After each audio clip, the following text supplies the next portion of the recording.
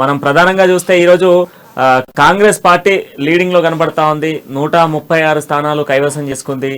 ఏ party మద్దతు లేకుండా, ఏ party మద్దతు అవసరం లేకుండా కూడా ఈరోజు మొదటిసారిగా కూడా కాంగ్రెస్ అధికారం సాధించింది.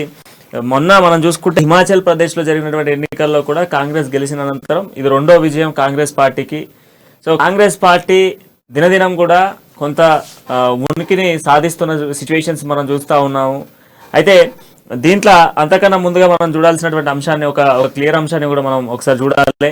ఒకసారి మీ చర్చ, మీ వాదన తర్వాత మనం దాన్ని కూడా చూద్దాం. కాంగ్రెస్ పార్టీకి ఎక్కడ ప్లస్ అయింది, బీజేపీకి ఎక్కడ మైనస్ అయింది అన్నటువంటి అంశాలను కూడా చర్చిద్దాం. సాంబశివరావు గారు, ఈరోజు కాంగ్రెస్ గెలుపును మీరు ఎట్లా చూస్తా ఉన్నారు?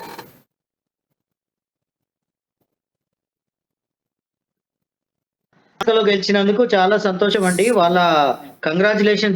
ఎందుకంటే అక్కడ ప్రజలు బీజేపీ ఓడగొట్టింది. మాకు కావాల్సింది అదే. అక్రమంగా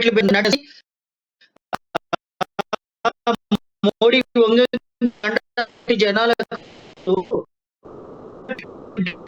ఎన్ని రోజులు భరిస్తారు? తీసేసి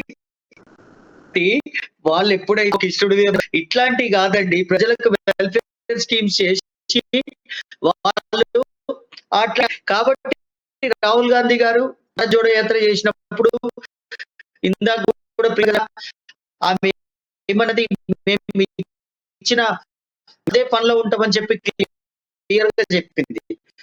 సో ఒకటి చెప్తానండి, ఇప్పుడు కర్ణాటక మెజారిటీతో గెలిచింది.